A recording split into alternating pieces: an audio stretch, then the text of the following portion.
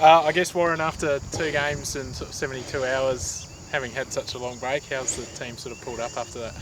Yeah, look, it was difficult in regards to, going from 0 to 100 for some of these boys, but we're just pleased to be back, pleased to be playing games and, 2 good performances considering the circumstances. I was really proud and pleased of what the young lads did on Wednesday, along with some of the boys that were there.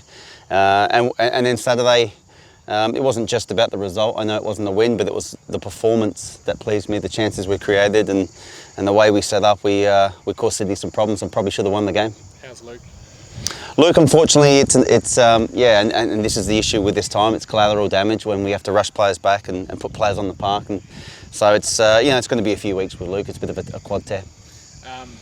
Tommy, how's he tracking? We haven't seen him this season. Like, how's he going? Is he far off a return? Yeah, look, Tommy was tracking along brilliantly and probably would have made his return last week, but then he had a little minor setback with something else in training, which is only minor, but it's going to set him back another week or two. So it's frustrating because he's our captain. He's a pretty important part of our team, but we just have to be patient with him and hope we can get the results and the job done. And when he gets back, we hope to push on. It's going to be a bit like this, I feel, probably for the rest of the season, given the disruptions that we've had. But you've got another 2-game week this week, but they're both at home. How important is this week to sort of getting that season really up and going? Yeah, look, it's been a disruptive start to the A-League season, and especially for Brisbane Roar. But we can't make excuses. We just got to look forward now, and we've simplified it as a staff in the group and focusing purely on performances. Whoever comes in, we want you to perform in the style of football we play. We want to attack and be on the front foot, and I think we've done that in our last 2 games, and we're going to take that approach going into these home games now. We're going to attack and we're going to try and be on the front foot and positive, and whoever comes in, whether it's a debutant or someone coming back from COVID or injury, we're going to go and have a go. I guess Perth have had, I think it's going to be something like 42 days between games by the time they run out on Wednesday night. Given you've had those 2 games, is it a hindrance or a good thing that you've had some miles in your legs, or compared to them coming in a bit colder? Well, no one knows. No one knows. Like at the end of the day, we're just going to go out and try and win the game. We've got Perth's a good side. That's our challenge in front of us on Wednesday, and we're going to go out there with every intention to attack and win the game. Richie said that Daniel Sturridge will feature at some point. How much do you have to sort of plan around the impact that he might have coming off the bench? Well, look, he's a good player, obviously had a great career, but our focus is not with Daniel Sturridge, it's with the team as a whole of Perth Glory. They've got some talent and quality all over the park, so yes, that'll be a factor when he comes on, but it'll be like no other player. We came up against some good players and a lot of talent coming off the bench against Sydney on the weekend in Bobo and Amini and people like that. So that's the A-League and that's the challenge that faces us, and we're ready for it.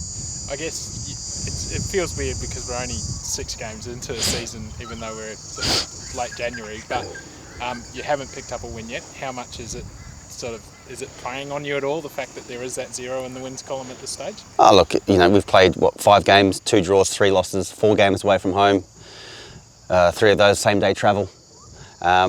So it's a difficult start. And I'll keep saying, I'll keep being positive now about this group, about us. Yes, it's not the start we wanted, but we'll go out there on Wednesday with every intention to win the game. I'm going to set us up to be positive and attack, and if it's not Wednesday, we'll do it on the weekend, and if it's not on the weekend, we'll keep going until we get it right. And like I said, I keep saying it, the A-League changes quickly, and we went 8 games last year without a win and finished 4th. So we know there's enough quality in this group that if we get it right, we can go on the run the other way, and we can go on the winning streak as well. Setback with Luke, but are you going to have to make significant changes again to your lineup, given the fact that there is that sort of, bearing in mind that rotation that you've got to keep going? Look, we're going to have to make changes anyway, because we can't put the same sides out. But we've also got to be careful. We've got Jez Lofthouse and Henry Hall who've only just come out of isolation for quarantine. So that, and what most people won't realise is how everyone reacts differently to having COVID. So a couple of those boys have had symptoms, and it takes them a bit longer, to get their breath and things like that. So we can't rush those players in. They need time to get back to fitness, and those 2 obviously are working hard. Ramit was one, he took a bit longer. Josh has taken a bit longer. we've got players there that are coming back, but whether they're ready to come in, that's what we have to assess as well. So it's a bit of a juggling act, but we'll put the best side on the park we think possible and try and win the game. Just a word on Louis Vala.